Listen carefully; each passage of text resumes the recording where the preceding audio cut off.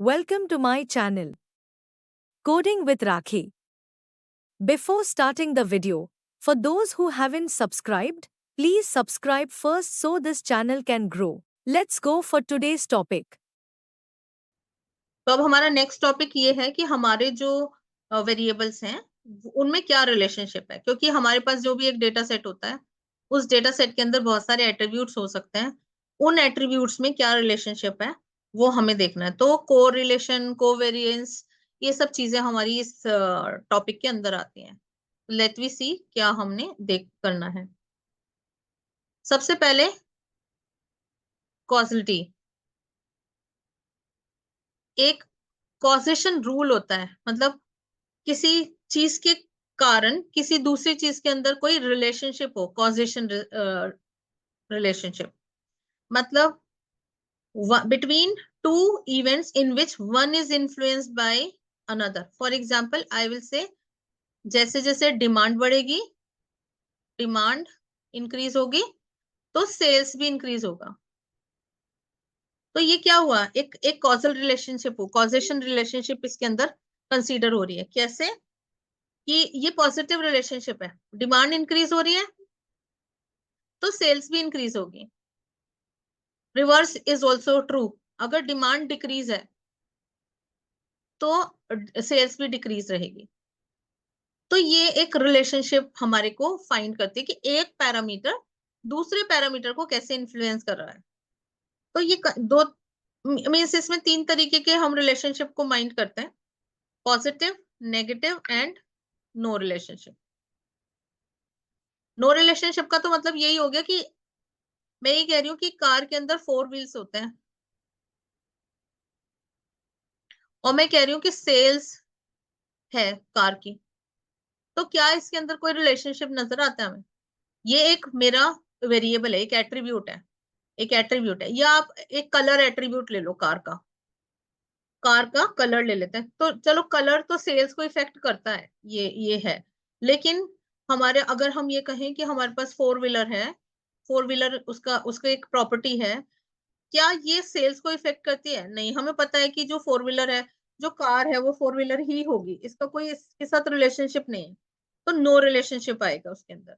There is the causality in statistics when the value of one event or variable grows or decrease as a result of other events. Each of the events we just observed may be thought of as a variable, and as a number of hours worked grows, so does the amount of money earned. तो यहाँ पे एक example जो coat किया गया है वो ये है कि आप जितने आवर्स काम करते हो, लेट सपोज कि आप आवरली बेसिस काम कर रहे हो, आवर्स वर्कड, उससे आपका मनी अर्नड डिपेंड करता है।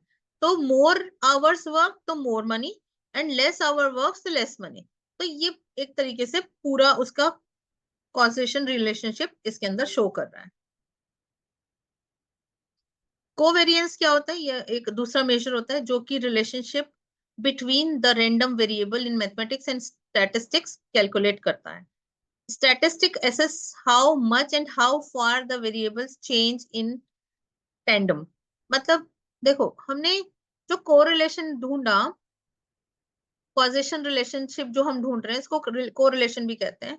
इसके अंदर हमें बस ये बता सकता है कि क्या ये रिलेटेड है, पॉजिटिव, नेगेटिव और नो रिलेशन। मतलब क्या इसके अंदर, क्या दो पैरामीटर के अंदर रिलेशन है या नहीं है, वो कॉजेशन है। और कोवेरिएंस बताता है कि कितने लेवल का आपके इसके अंदर रिलेशनशिप है। मतलब यहाँ पे ये आपको एक नंबर के फॉर्मेट में डेटा रिटर्न करेगा। To put in all other way, it measures of the variance between the two variables। तो वेरिएंस हम अभी थोड़ी देर पहले पढ़ के भी आए, कितना वेरी कर रहा है। The metric on the other hand does not consider the interdependence of the factor।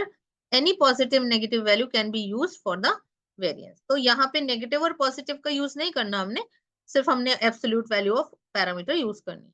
देखते हैं कैसे। टाइप ऑफ कोवेरियंस क्या है? Negative covariance, when two variables move in the same direction, this is called as positive covariance। जैसे मैंने अभी आपको example दिया, डिमांड बढ़ेगी, सेल्स इंक्रीज होगी। तो यहाँ पे ये दिखा रखे, एक वेरिएबल ये है जो कि इस पिक्चर से रिप्रेजेंट कर रहा है, और दूसरा वेरिएबल ये है। अगर देख रहे हो कि दोनों के इंक्रीज होने की डायरेक्शन यही है, तो एक बढ़ रहा है तो दूसरा भी इंक्रीज हो रहा है, that is called as the positive covariance. और नेगेटिव कोवेरिएंस क्या होता है, जो जब आपके वेरिएबल्स डिफरेंट डायरेक्शन में मूव करें। ठीक है, अब जैसे और कोई एक एग्जांपल लेते हैं, सैलरी और इनकम ऑफ एन एम्प्लॉय और सेल्स। इससे क्या कोई मतलब क्वांटिटी ऑफ सेल्स है, हम कहेंगे जैसे हमने डिमांड इन सेल्स दिया था, तो क्या सैलरी का सेल से कोई रिलेशनशिप है? सैलरी एम्प्लॉय की है और जो सेल है वो प्रोडक्ट की है। दोनों ही एक अलग अलग पैरामीटर्स हैं जो कि एक दूसरे को कोई रिप्रेजेंट नहीं, सॉरी सॉरी सॉरी, ये जो है, ठीक है, ये तो नेगेटिव नेगेटिव कोवेरिएंस का मतलब क्या होगा, एक चीज बढ़ेगी तो दूसरी डिक्रीज होगी। पॉजिटिव का मतलब क्या हुआ, एक चीज बढ़ रही है तो दूसरी भी बढ़ रही है, दो वेरिएबल्स हैं, फर्स्ट वेरिएबल सेकंड वेरिएबल, एक बढ़ेगी तो दूसरी बढ़ेगी। नेगेटिव में क्या होगा, एक बढ़ेगी तो दूसरी डिक्रीज होगी। जैसे इसका एग्जाम्पल हम देख सकते हैं, कोई एग्जाम्पल हम देखते हैं, नेगेटिव कोवेरिएंस का एग्जाम्पल है, ऑपोजिट डायरेक्शन में मूव करना है हमने।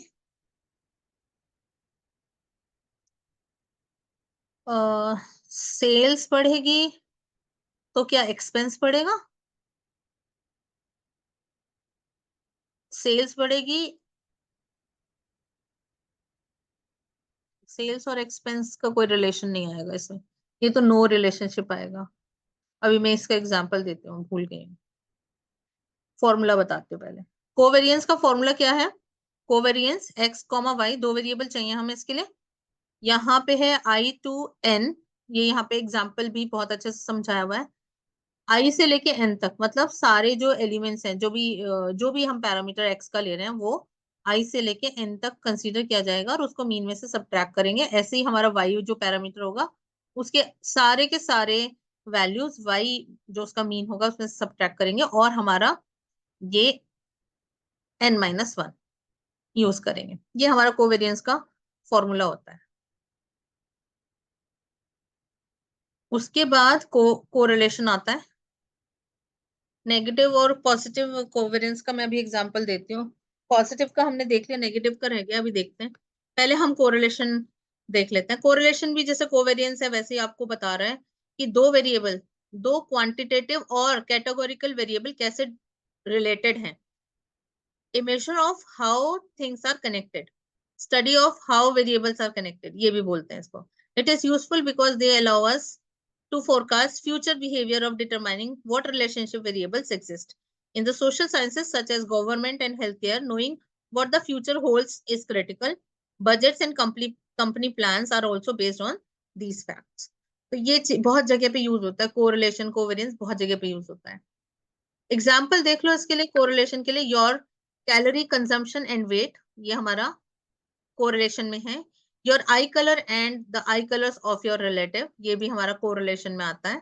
The amount of time you spend study and your grade point average, ये भी हमारा रिलेशनशिप में आता है। तो अब ये एग्जाम्पल्स हैं हाई कोरिलेशन के, ये सब एक दूसरे से हाईली कोरिलेटेड है। मतलब कैलोरी कंजम्पशन आपके वेट से रिलेटेड होता है, आई का कलर आपके रिलेटिव से मैच करता है कि नहीं, ये सब हमारे हाई कोरिलेशन में होता है। एंड पुअर कोरिलेशन और no correlation, your sexual preference and the cereal you eat are two factors to consider. ठीक है, पुअर पुअर कनेक्शन है, कोई जरूरी नहीं है जेंडर वाइज कोई सीरियल का टेस्ट का और उनकी ईटिंग हैबिट्स का कोई रिलेशन नहीं होता।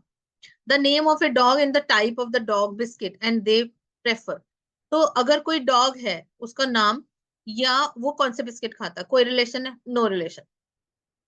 The expense of vehicle wash and the time it takes to get a coke at the station.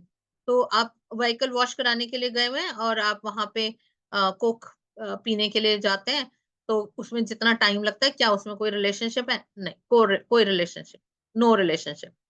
ऐसे ही आपका नेगेटिव कोवेरिएंस होता है, वो देखते हैं हम।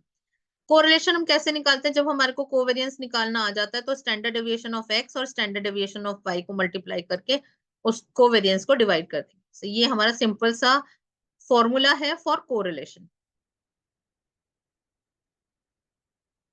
एग्जाम्पल है कोरिलेशन इन डेटा सेट। अगर हमारे पास एक डेटा सेट है जिसके अंदर हमने हाइट ऑफ बास्केटबॉल प्लेयर्स लगाई हुई है, रखी हुई है। तो हम ये देखना चाहते हैं उनकी जो शूटिंग एक्यूरेसी है, दो पैरामीटर्स हो गए एक तरीके से समझ लो, height of the basketball player and shooting accuracy. तो क्या ये एक दूसरे से रिलेटेड है? हमारे पास एक डेटा सेट है जिसका नाम है बास्केटबॉल प्लेयर्स, ठीक है। उसमें दो एट्रीब्यूट समझ लो आप, एक क्या है हाइट ऑफ देम और उनकी एक है शूटिंग एक्यूरेसी। तो ये हमें देखना है इन दो पैरामीटर्स को, ये एक्स हो गया ये वाई हो गया, क्या ये एक दूसरे पे रिलेटेड है, और है तो कितना रिलेशनशिप है इसके अंदर, पॉजिटिव कोरिलेटेड है, नेगेटिव कोरिलेशन है या नो कोरिलेशन है, ये कितना, मतलब कोवेरियंस का मतलब होता है कितना अमाउंट ऑफ रिलेशनशिप है। whether there is a relationship between employee work experience and salary, क्या है यहाँ पे, पॉजिटिव है नेगेटिव है क्या है। what mathematical dependence exists between the population density and gross domestic product of the different countries। तो ये हमारे कुछ correlations हैं जो कि हमें डेटा सेट में मिल सकते हैं, हम इनको डेटा सेट के थ्रू यूज कर सकते हैं।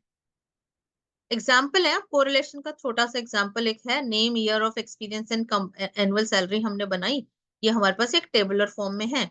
ये कोई भी सीएसवी हम उठा सकते हैं, जैसे मैंने कहा कि प्लेयर्स हैं, बास्केटबॉल प्लेयर्स हैं, उनके भी कुछ एट्रीब्यूट हैं, या तो हम एसएनएस से, मैंने जैसे आपको बोला है कि डेटा सेट हमें ढूंढ के बताना है कि एसएनएस के अंदर कितने डेटा सेट, मतलब सी बॉन्ड के अंदर और कौन से डेटा सेट है, वहां पे देखेंगे अगर कोई ऐसा डेटा सेट मिलेगा हमारे को जिसके अंदर हम कोरिलेशन कोवेरिएंस लगा सकें तो हम वहीं से ले लेंगे, नहीं तो हम सीएसवी फाइल को यूज करके अपडेट करेंगे।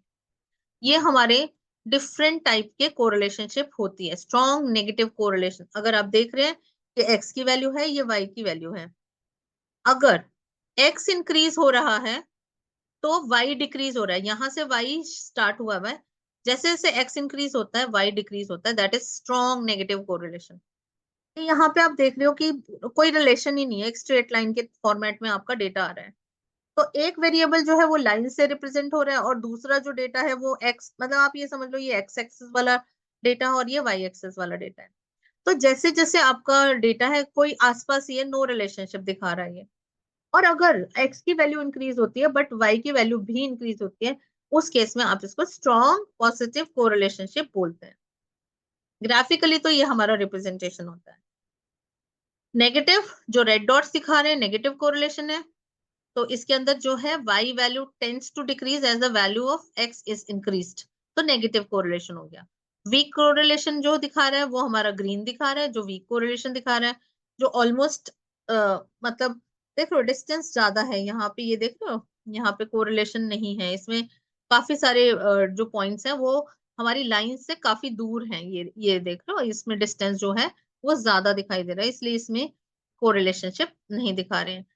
नेक्स्ट जो होगा इसको आप पुअर को रिलेशनशिप भी दिखा सकते हो। वैसे बिल्कुल नो रिलेशनशिप कैसे दिखाता होता है, जब आप नो रिलेशनशिप का दो वेरिएबल्स ऐसे यूज करते हैं तो नो रिलेशनशिप कुछ ऐसे दिखाता है, स्कैटर्ड कर देता है सारे डेटा को, इसको हम बेसिकली बोलते हैं कि नो रिलेशनशिप है। ये वीक कोरिलेशन दिखा रहा है इसीलिए क्योंकि कुछ पैरामीटर्स इसके इस लाइन के आसपास भी हैं, इसलिए इसको वीक कोरिलेशन रिप्रेजेंट किया। नो कोरिलेशन में आपके जो ये पॉइंट्स हैं ये पॉइंट्स कभी भी इस लाइन के आसपास होंगे ही नहीं, तो वो नो कोरिलेशन होता है। जो ब्लू डॉट्स हैं ये रिप्रेजेंट करते हैं पॉजिटिव कोरिलेशनशिप, मतलब जैसे एक्स बढ़ रहा है वैसे वैसे वाई भी बढ़ रही है, तो सेल्स और डिमांड इसमें हमारे पास इस टाइप का चार्ट बनना चाहिए। ये भी एक तरीके से अगर ड्रॉ करें सैलरी और नंबर ऑफ इयर्स एक्सपीरियंस पे हमने अगर ड्रॉ किया तो कुछ ऐसे दिखाई देता है, जो कि हमें ये शो कर रहा है कि yes there is some positive correlationship, क्योंकि मैक्सिमम जितने भी आपके पास पॉइंट्स हैं वो सारे लाइन के आसपास हैं, ये एक थोड़ा सा दूर है, बट हाँ बाकी सारी ये बिल्कुल लाइन के पास है, ये बिल्कुल लाइन के पास है, ये भी ऑलमोस्ट पास ही माना जाता है। तो यस वी कैन से कि यहाँ पे एक रिलेशनशिप है और पॉजिटिव रिलेशनशिप है। क्यों? क्योंकि जैसे जैसे एक्सपीरियंस बढ़ रहा है वैसे वैसे आपका सैलरी भी इंक्रीज हो रहा है। Now we will do it on Python. तो मैं पाइथन की स्क्रीन शेयर कर देती हूँ आपको। नेक्स्ट हेडिंग हमारा है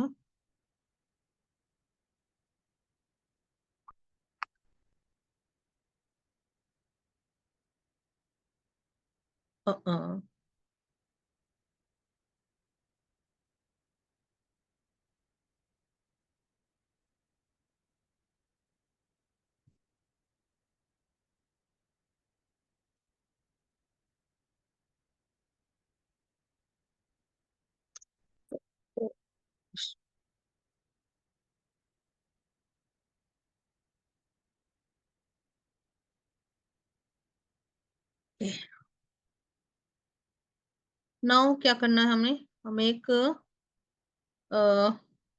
एरे बनाते हैं, import numpy as np। Series use कर सकती हूँ मैं, या ऐसे रैंडमली नंबर जनरेट कर लेते हैं, np डॉट अरेंज अरेंज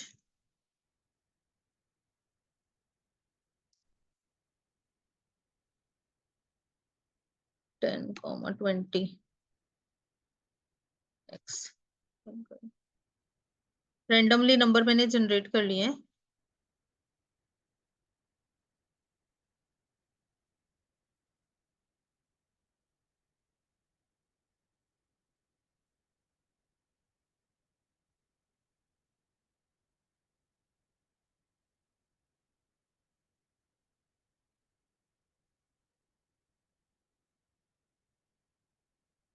ये हमारा आ गया एरे, कोई भी रैंडम एरे बन गई ना, हाँ ठीक है, एक्स आ गई।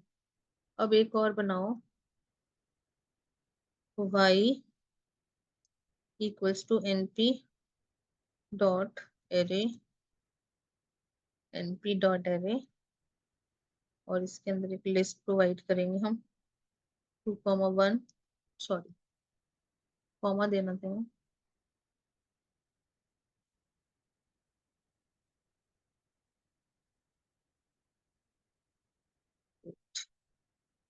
5, 8, 12, 18 कुछ भी दे सकते हो वैल्यू, 12, 18, हमें कुछ रिलेशन निकालना है बस। 55, 56, जितने जितने हमारे पास x की वैल्यू है उतने ही हमारे पास y की वैल्यू भी होनी चाहिए। तो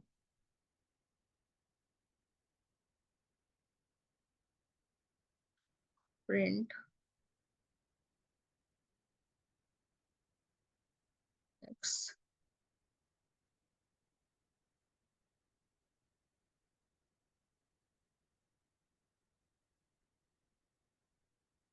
तो पहले तो हमने एक रैंडम जनरेट कर लिया, दूसरा हमने अपने आप से कुछ वैल्यू डाल दी। अब हमें निकालना है r, मतलब relationship coefficient.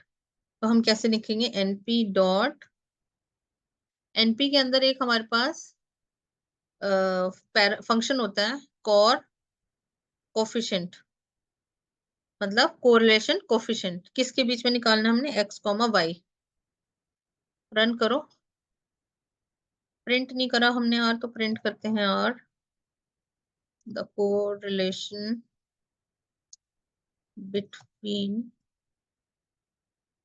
x and y comma r।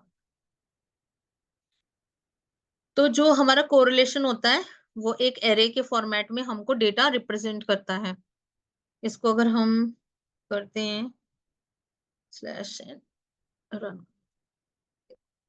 ये एक एरे बन गई जिसके डायगोनल की वैल्यू 1 है, डायगोनल की वैल्यू 1 है, और नॉन डायगोनल एलिमेंट्स जो हैं वो आपके दिखा रहे हैं 0.758। ठीक है, तो ये हमारी एरे है, इसका डायगोनल 1 है। ये नॉन डायगोनल एलिमेंट होते हैं, ये भी डायगोनल कह सकते हो, पर लेफ्ट हैंड साइड वाला डायगोनल आपका 1 आ रहा है, और बाकी वो दिखा रहा है 7.758, यानी कि 0.76 के जितना रिलेशनशिप है। और क्योंकि इसमें कोई साइन नहीं दिखा रहा है तो ये पॉजिटिव को रिलेशनशिप दिखा रहा है हमारा। 75% अच्छी को रिलेशनशिप होती है।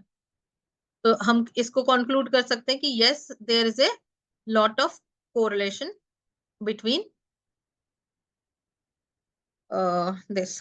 अब अगर आपको एक्सेस करना, अलग अलग करना है, एरे आ गई आपके पास, अगर आप एक्सेस करना चाहते हैं तो एरे के लिए सिंटेक्स क्या होता है, मतलब इंडेक्सिंग क्या होती है, 0, 1 क्या देगा ये आपको अगर आप इसको प्रिंट करोगे तो। रन करो, ये देखो क्या दिया इसने, ये वाली वैल्यू 0, 1, और ये वाली वैल्यू क्या कहलाती है, ये वाली वैल्यू क्या कहलाएगी आपकी, 1, 0। अगर आप यहाँ पे कहते हो 1, 0, तो एरे जैसे हम एक्सेस करते हैं वैसे ही दिखाएगा।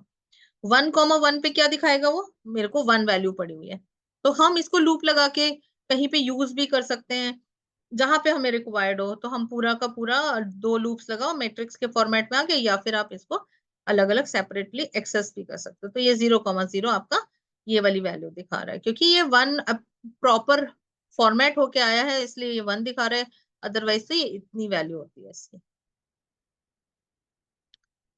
ऑलराइट, तो ये हो गया हमारा एक रिजल्ट। जो ये मैट्रिक्स रिटर्न करता है इसको हम बोलते हैं कोरिलेशन मैट्रिक्स। क्या बोलते हैं? Correlation matrix. तो कोरिलेशन मैट्रिक्स कौन सा है हमारा? ये। तो ये मैट्रिक्स आपका 0, 1, 0, 1। तो ये एलिमेंट आपका 0,0 हो गया, ये 0,1 हो गया, 1,0 हो गया, ये 1,1।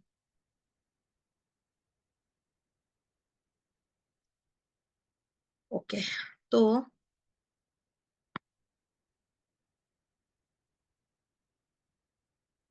पियर्सन कोफिशिएंट हमारे को समझ में आ गया। कितना आया पियर्सन कोफिशिएंट हमारा? इस एग्जाम्पल के अंदर हमारा पियर्सन कोफिशिएंट कैलकुलेट हुआ, दैट इज 0.7586, और इसको राउंड ऑफ करो 0.76। तो ये मेरी वैल्यू होगी पियर्सन कोफिशिएंट।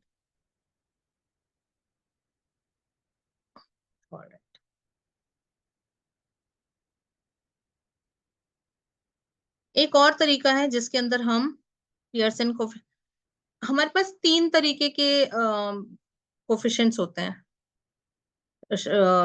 ये कोरिलेशन कोफिशिएंट, जो कि तीन अलग अलग स्टैटिस्टिशियंस ने दिए हैं। पियर्सन कोफिशिएंट, स्पियर्समैन्स कोफिशिएंट और कैंडोल्स कोफिशिएंट। ये तीन अलग अलग वेरिएबल्स होते हैं। तीन अलग अलग स्टैटिस्टिशियन के अकॉर्डिंग जो कोरिलेशन मैट्रिक्स आता है हमारा, या कोरिलेशन कोफिशिएंट आता है, वो हम पाइथन की एक लाइब्रेरी है जो कि साइपाई है, वो हम ऑलरेडी देख चुके हैं। उसके अंदर एक स्टैट्स मॉड्यूल होता है, उसमें सारे हैं पैरामीटर्स, सारे फंक्शंस हैं। पियर्सन आर, स्पियर्समैन आर, और कैंडोल का भी है। तो ये हम पाइथन में यूज करके निकाल सकते हैं। तो देख लेते हैं हम जरा एक बार कैसे निकालना है। सम टाइम इसमें एरर आ सकती है, आनी चाहिए नहीं। तो ये हम और हेडिंग देखते हैं, इसके अंदर हम लिख देंगे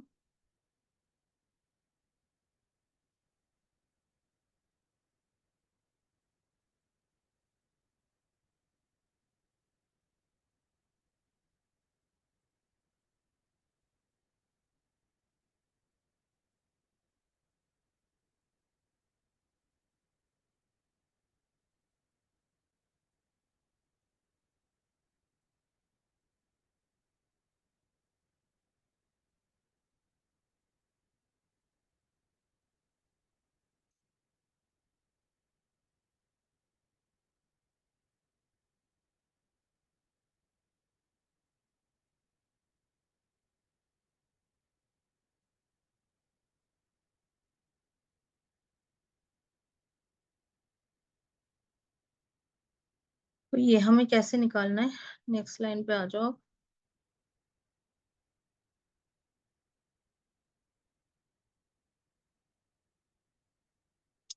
दो वेरिएबल्स बना लेते हैं। एक हमने एरे के थ्रू बना लिया, एक्स और वाई। उसके बाद हम सबसे पहले कौन सा फंक्शन यूज करते हैं? पियर्सन।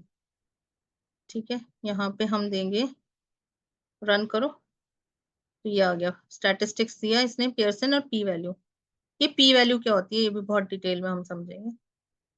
दूसरा नेक्स्ट क्या था हमारा फंक्शन? साइपाई स्टैटिस्टिक्स और स्पियर्समैन आर, और एक हमारा कैंडॉल। ये तीन अलग अलग रिसर्चर ने हमें ये दिए हैं। अब इनको हम प्रिंट करा लेते हैं, नहीं तो एक ही वैल्यू प्रिंट होगी।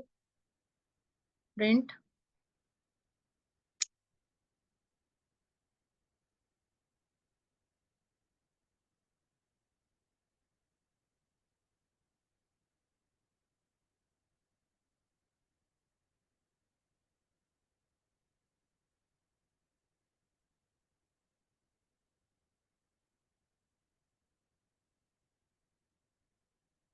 सीरियस, ये अलग अलग हमारे पास रिजल्ट आए हैं इनके पैरामीटर्स के।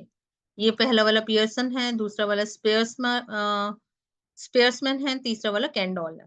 इनके अंदर हमारे पास जब भी डेटा मिलेगा तो ये तो हमारे को इनके कोफिशिएंट्स की वैल्यू मिलती है और साथ में हमारे को एक पी वैल्यू मिलती है। उस पी वैल्यू का क्या सिग्निफिकेंस है ये आप लोगों को खुद भी सर्च करना चाहिए। क्या होती है पी वैल्यू, ये एक बार आप सर्च करना, फिर मैं आपको समझाऊंगी क्या होता है इसमें। पी वैल्यू क्यों हमारे को नीडेड होती है, ये हर चीज में आपके पास पी वैल्यू मिलेगी। तो ये हम नेक्स्ट क्लास में डिस्कस करेंगे, अभी नहीं करेंगे, next class. Thanks for watching. If you like the content of this video, please do subscribe and share.